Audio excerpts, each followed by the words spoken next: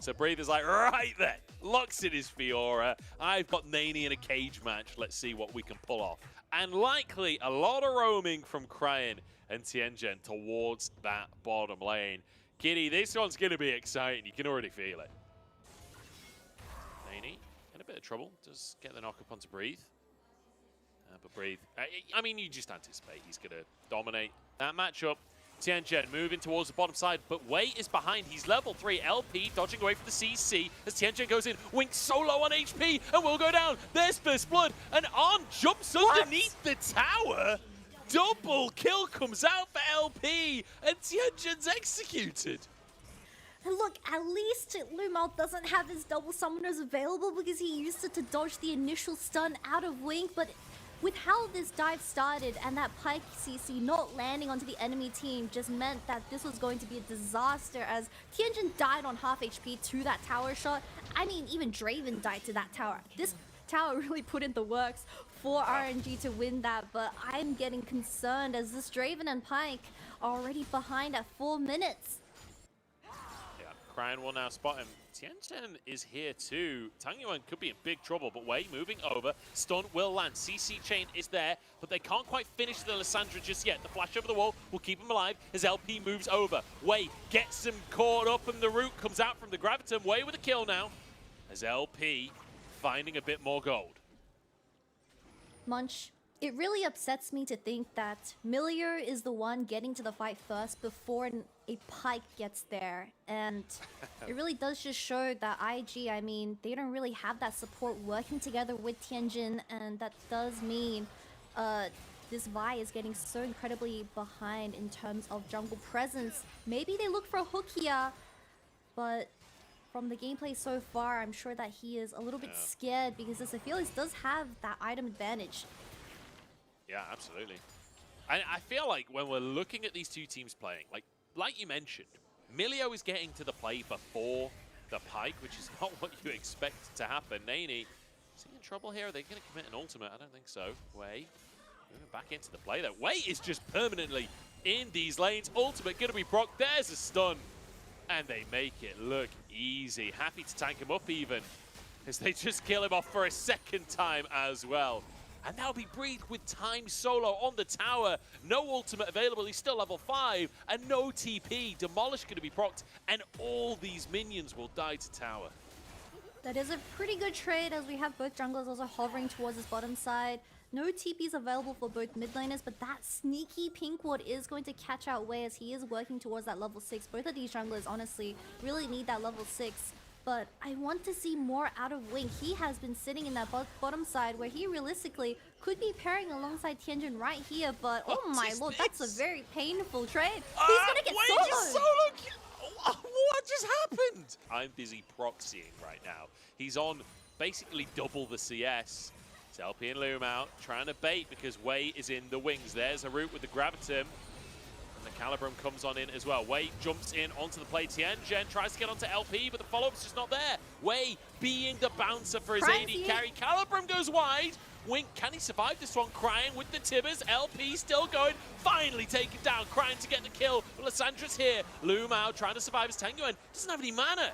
This is not a good play from RNG. And now finally, something going right for IG. So thinking with Wei in the wings that they had the advantage, but Wei was actually spotted. And even though Lissandra gets first move, the TP from Cryan just sets it all up beautifully. Yeah, I honestly thought this was looking pretty bad for Tianjin in particular because he was just getting bullied around, but at the very end, Wink didn't die. And he had that ultimate available to clean everyone up, and it really did make the difference. While on, he was also not under any threat after LP got picked off. So at the very end, it is a very successful skirmish for the side of IG, and this is exactly what they're looking for to really upset the tempo and scaling opportunities for this Aphelios and Fiora. Yeah, and that'll be 2 Drakes off the back of that as well, so stacking neutrals. I really want to see IG trying to force a 5v5 in the mid lane because this Sion isn't going to find any success in the side lane. RNG throwing the ultimate out. Yeah, a couple of ultimates there. Bit of a whiff, but Wing almost. Oh, he does! LP, that was beautiful. The combo with Moonlight, Vigil, Calibrum. turns it into a kill. Wink caught out of position. And if they didn't have priority before, they certainly do now. Drake should be theirs. Death actually already used. Breathe, happy to tank up the Sion ultimate. Here's Tianchen. Wait, forced to flash away. They're on to LP. This is the engage that they needed. Breathe has to flee for his life. As a 4-strong IG just brute force the fight. In the meantime, Wink is looking for Tanguyen. Forced to flash as well. They may not have got themselves the early part of the fight, but they are willing to pounce.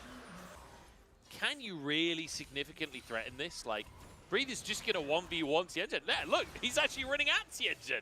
You've got to leave on this one. Grom taken. Here's Wink as well. 3v1 onto Breathe. The final challenge comes on through, and he gets it. The healing's here. 1v3. Breathe takes them down. Walk of shame. Let's go back, boys. Let's go back. Yeah. Look at and now Breeze, Breeze pressuring at the top side. That's another tier 2 in the side lane. That's so much gold into Breeze's pocket in case he needed it at all, as if he wasn't already ahead. Way pulled in. Still fighting over this mid lane. LP not hit by the tip as Lumao survives. And now Vi's gone real deep to try and take the support down. But look at LP. He's going forwards in the fight, just running at them all, taking the carries apart. And Breathe TP'd into the play. It's all RNG. It's all coming at gold. In RNG, they're going to go work towards that Soul Dragon versus Anaya from IG and really quickly send everyone towards this mid lane and open up the map, then work towards that Baron Vision. But I didn't know Milio was a tank. Did you see him? He take like 3 ultimates from IG and he survived. Yeah, fantastic stuff there. Lumao, I don't know how he got away with that one, honestly, but managed to keep himself safe. And, you know, Breathe had to be part of the play. That's how they take the mid-tier 1 tower. Just get the Fiora involved. We see Wing planting down that vision, but I'm not too sure if it's enough. Tianjin is making his way from the base, but it does seem like with the red and white, RNG, they're going to secure this Baron very soon. Yeah, there's a ward over the wall. Wing can't find it. And Tianjin trying to get there, but double smite because Taguyen had the spellbook as well. So just taken so fast by RNG. Let's take another look at this fight. Because watch LP as well. He goes so aggressive in this one.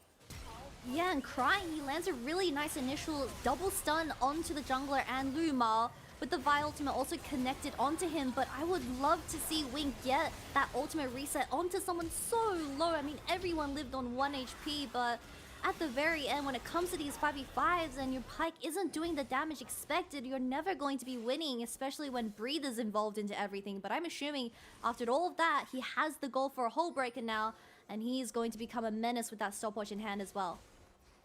Yeah, it has to be said, when you're running Pyke Draven and you're not winning that lane, it's always going to get tough when it comes to the team fights against the Felios Milio, who are ahead as well. Like, that's never going to be easy. Not to mention that the mid and jungle are both picked to set up this Aphelios Milio duo, who will just continue to siege away now. Green and white weapons, as they actually managed to get away underneath the tower, but the healing comes on through. The Whirling Death is there, and it's Tension to go down instead. Crying only just arriving on the plate as Breathe pressuring with the Baron in the bottom lane as well.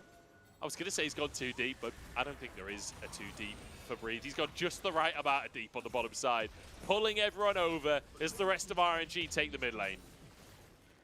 IG, they're slowly running out of options. They don't have that flash available on Wink, on Crying just quite yet. Breathe, he's flashing in. Breathe just rinsed him. He just takes Wink apart.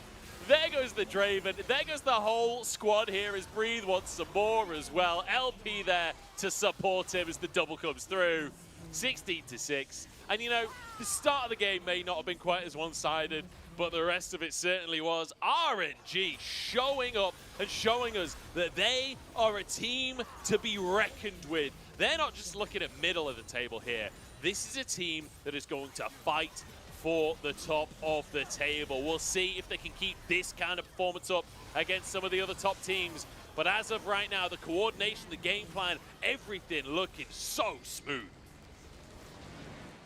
Exceptional synergy coming out of the RNG squad, and my highlight of Game 2 being Breathe and how much confidence he was exuding on this Fiora pick, just leading IG around the map and really making them fight for this Game 2.